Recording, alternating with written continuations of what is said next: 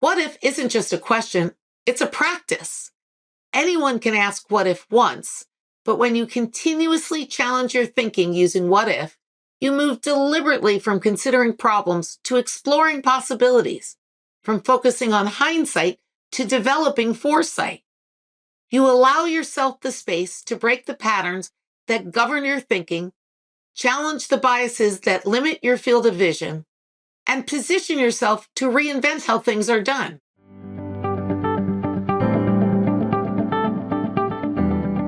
Welcome to What If, a podcast about curiosity, creativity, and the power of asking better questions. I'm Leslie Grandy, and I've spent my career exploring what happens when you challenge assumptions and imagine what could be instead of accepting what is. From film sets in Hollywood to the front lines of technology at companies like Real Networks, Apple, T-Mobile, Amazon, and Best Buy, I've learned that every breakthrough begins with a single question: what if?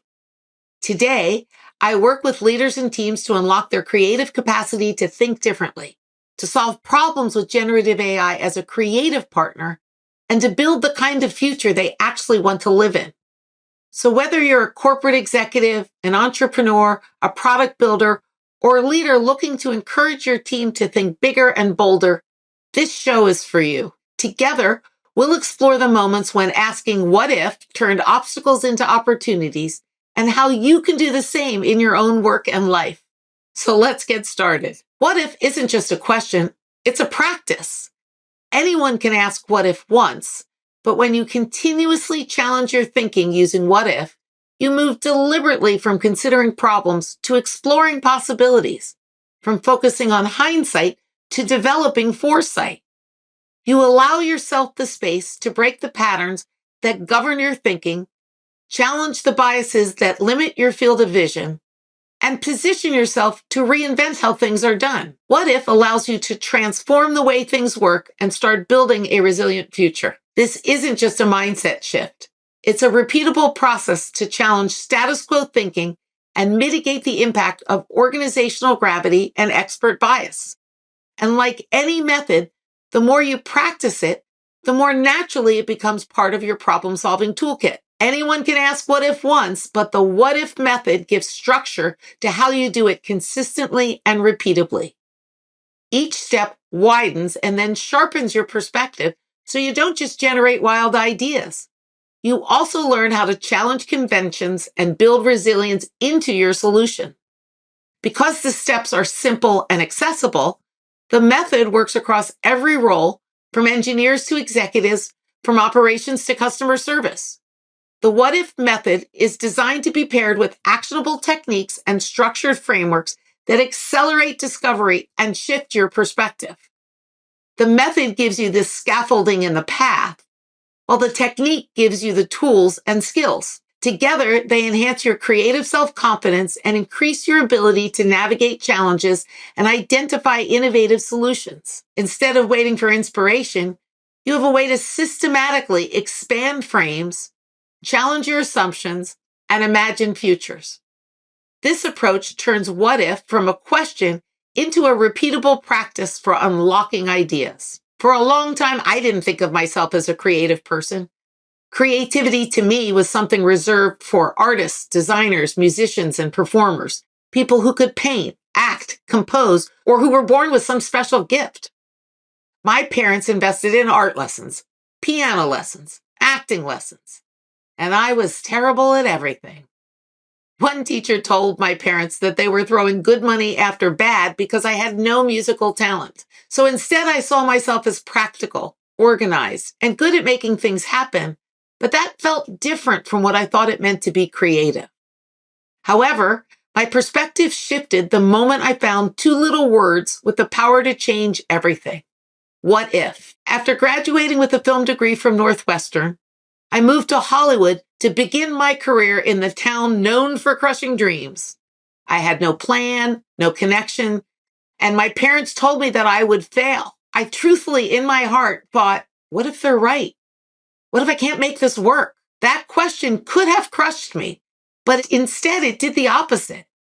By facing it, I not only realized failure would destroy me, but it could be avoided if I recognized what might cause it.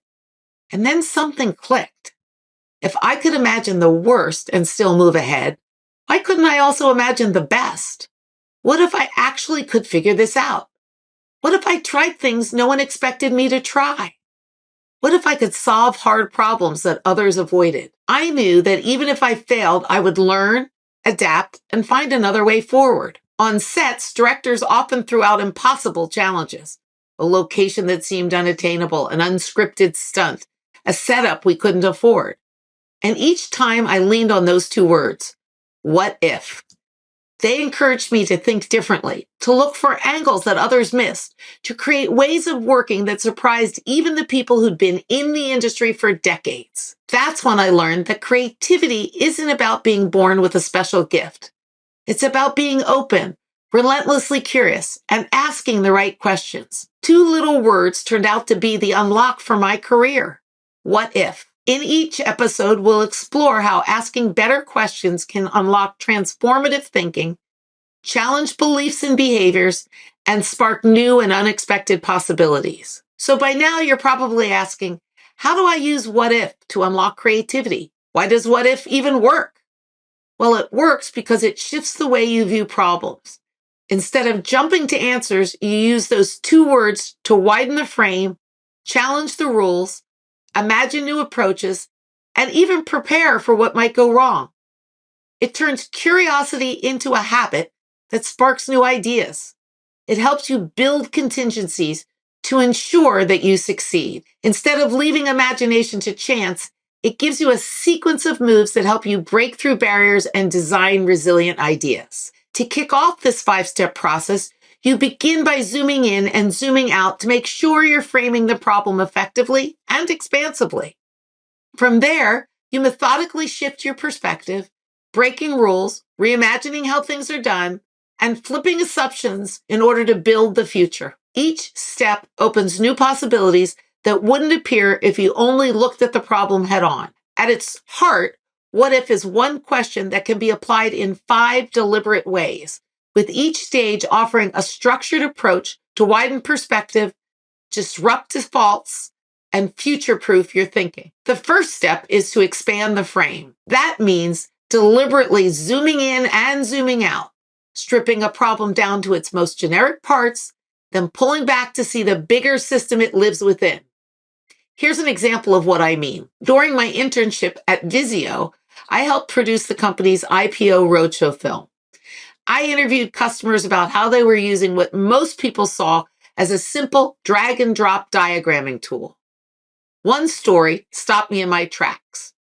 A nuclear power plant was using Vizio not to make flowcharts and org charts, the output the product was originally designed to produce, but to visualize fault tests that they couldn't safely run in real life. By adjusting the data parameters associated with Vizio shapes, they could simulate vulnerabilities in their systems. What looked like a $99 drawing tool in their hand provided the necessary elements to visualize a specific critical business problem with real-world consequences. They were using Vizio to imagine and visualize what if things went wrong, and to create contingency plans to avoid disaster. Expanding the frame involves looking beyond the obvious use of a tool or idea. Our customers recognized the potential of what the tool could do and used it to simulate possible points of failure.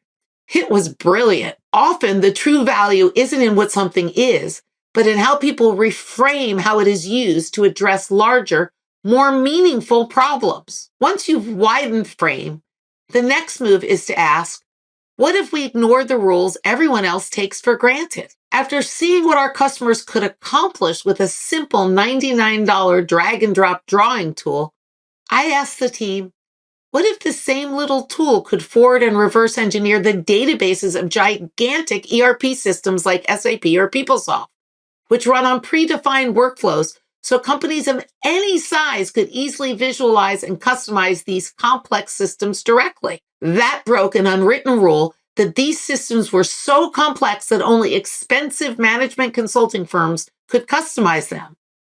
Suddenly, we were empowering businesses to take control of processes that had been locked behind gatekeepers while making ERP systems easier to deploy.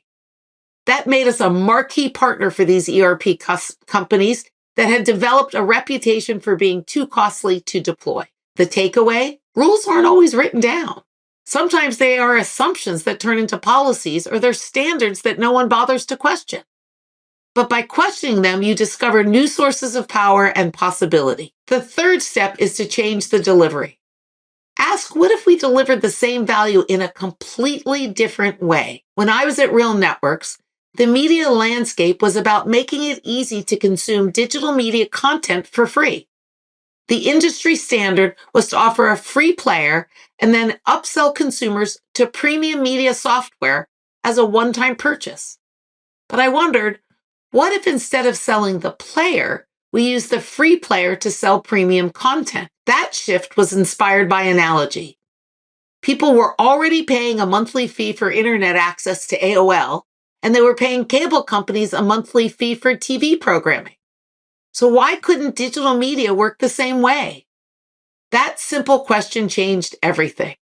Instead of being a company that distributed free and premium media players, Real Networks became the first to launch an online video subscription service years before Netflix or Hulu. It was such a breakthrough that the underlying idea became the basis of a patent that Intel later purchased. The takeaway? Innovation isn't always about inventing something entirely new. Sometimes it's about reimagining how value is delivered by borrowing successful models from other domains and applying them in a fresh way. Next comes flipping assumptions. Here you take your core belief and you turn it upside down. Ask, what if the opposite were true? At T-Mobile, the prevailing assumption was simple. Phones were for calls and texts, which meant the same was true for our network. But I asked, what if a phone wasn't primarily for calling, but for connecting to the internet? That inversion shaped the strategy behind the carrier's launch of the first Android smartphone. By flipping the assumption, we focused on opening the walled garden that had previously defined the internet experience for mobile customers. And in the process, we helped redefine what customers could do with their devices on our network. The takeaway? Flipping what you think you know forces you to see the situation from a radically different angle and often reveals the breakthrough. For the final step, we explore the consequences of disruptive change. World building goes beyond the idea itself and asks, what if unintended behaviors emerge from this solution? Because the truth is, every innovation sparks changes you don't plan for, and those changes can reshape entire industries. At Best Buy, we introduced curbside pickup as a way to make shopping easier and faster.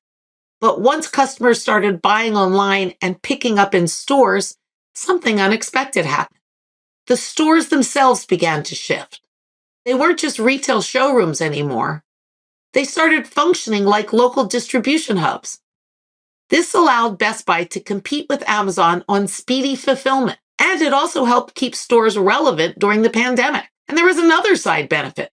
Customers who came to pick up would also shop in store or ask the Geek Squad agents for installation advice, which increased customer satisfaction. Over time, this unintended behavior altered how Best Buy perceived its relationship with customers in the physical world. Stores evolved, part retail, part warehouse, part service center. Asking what if unintended behaviors emerged forces you to look at the ripple effects of your ideas.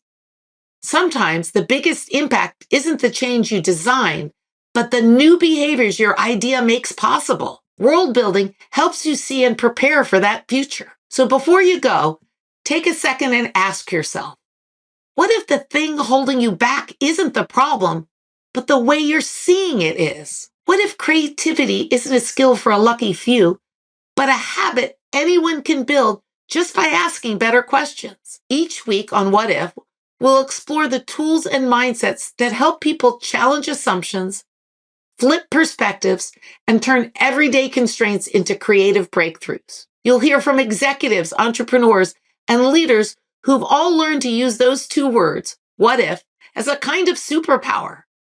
Because what if isn't just a question. It's a spark. It's a strategy. It's a way of seeing the world that turns barriers into breakthroughs and patterns into possibilities. So here's your challenge until next time. Take one thing in your work or life that feels stuck and ask, what if my assumptions are wrong? Then see what shifts, see what emerges. Thanks for joining me.